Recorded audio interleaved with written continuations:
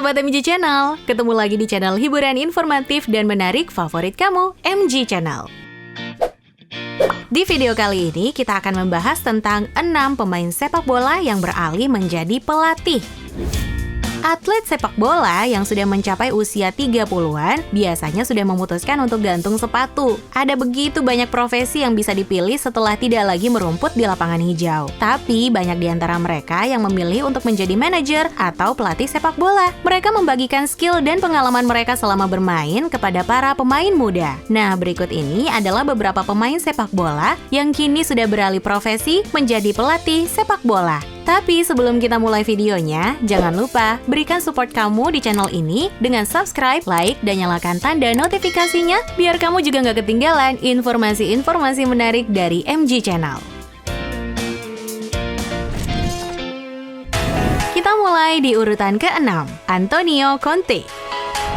Inter Milan kini dilatih oleh seorang pria asal Italia yang bernama Antonio Conte. Dilihat dari jejak kepelatihannya, Conte bisa dikatakan bukan pelatih yang buruk. Total, Conte sudah 3 kali menjuarai Serie A, 1 kali Premier League, 1 kali Serie B, dan 2 kali Domestic Cup. Berkat dirinya guys, Inter Milan kini sudah bisa berada di papan atas Serie A bersaing dengan Juventus. Sebelum menjadi pelatih, Antonio Conte sempat bermain sebagai pemain sepak bola. Dirinya sempat bermain untuk Lecce, Juventus, dan Timnas Italia. Pemain dengan posisi gelandang ini menjalani masa emasnya ketika berseragam Juventus di tahun 1991 sampai 2004. Sebagai pemain, dirinya sudah pernah memenangkan Champions League, UEFA Cup, Serie A, Domestic Cup, UEFA Super Cup, Intercontinental Cup, dan Intertoto Cup. Kita lanjut di urutan kelima, ada Zinedine Zidane. Sang maestro lapangan tengah dari Prancis, dialah Zinedine Zidane. Sebagai pemain sepak bola, karir Zidane bisa dibilang sangat sukses.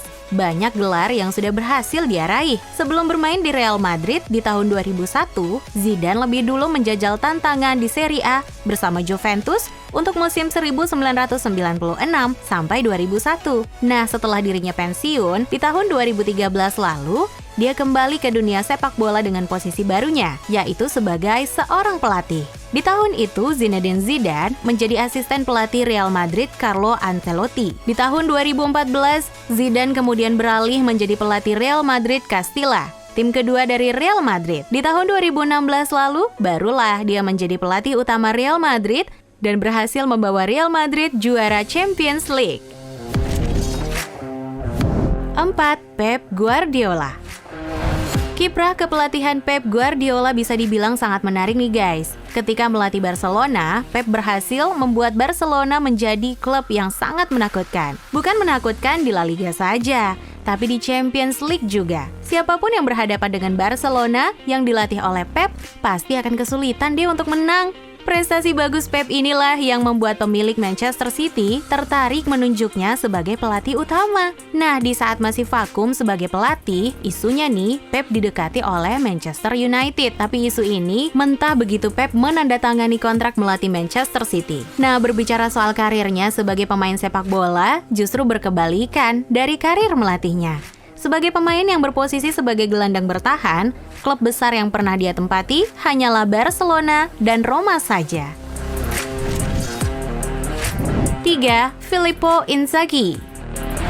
Untuk menjadi seorang striker tidak hanya diperlukan insting mencetak gol yang tinggi ya guys. Skill lain seperti dribble, menahan bola, tendangan keras, dan sundulan akurat juga sangat diperlukan. Di antara sekian banyak striker menakutkan di dunia, ada satu nih striker yang memiliki kemampuan biasa-biasa saja tapi sangat mematikan di kotak penalti. Dia adalah Filippo Inzaghi. Musim 1997 sampai 2001 lalu, Inzaghi yang berkostum Juventus berhasil mencetak banyak gol. Oleh karena itu, di tahun 2001, AC Milan tertarik membelinya. Pembelian ini ternyata berbuah manis guys. Meskipun tidak sehebat Ronaldo Nazario, Inzaghi berhasil membuktikan dirinya mencetak banyak gol meski kebanyakan golnya ajaib. Seakan bola yang menghampirinya, bukan dirinya yang menghampiri bola. Lalu setelah pensiun sebagai pemain, Inzaghi mulai karir barunya sebagai pelatih di tahun 2012 dengan melatih Milan Allievi, tim muda AC Milan. semakin naik nih. Tahun 2014 lalu, Inzaghi resmi melatih tim utama Milan selama 1 tahun. Kini, ia tengah melatih klub Serie A, Benevento. Di urutan kedua, Andrea Pirlo. Andrea Pirlo memulai karir di Brescia di tahun 1996 guys. Setelah itu dirinya bertualang deh ke banyak klub seperti ke Inter Milan, Regina, AC Milan, Juventus, dan berakhir pensiun di klub Amerika Serikat, New York FC. Andrea Pirlo paling banyak bermain untuk AC Milan dengan total penampilan 401 kali bermain di seluruh kompetisi. Untuk sepanjang karirnya di lapangan hijau, Pirlo sudah bermain sebanyak 756 kali penampilan. Andrea Pirlo resmi menjabat sebagai pelatih Juventus, menggantikan Maurizio Sarri. Ini capaian mentereng dalam karirnya sebagai pemain guys. Juventus memecat Maurizio Sarri setelah kandas di Liga Champions.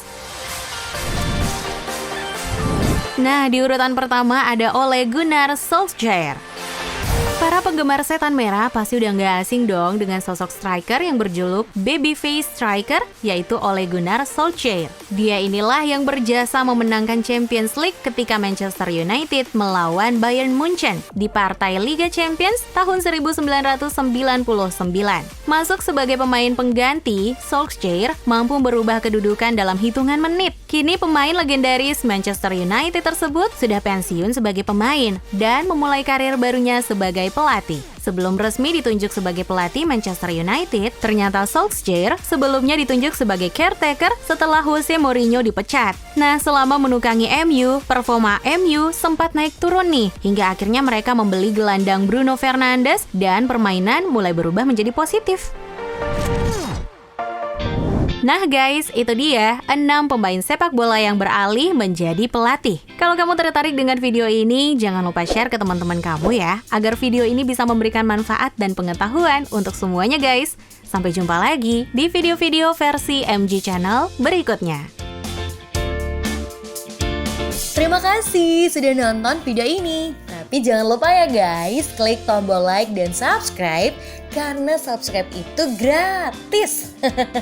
Dengan subscribe, kalian support channel ini untuk upload video hampir setiap hari.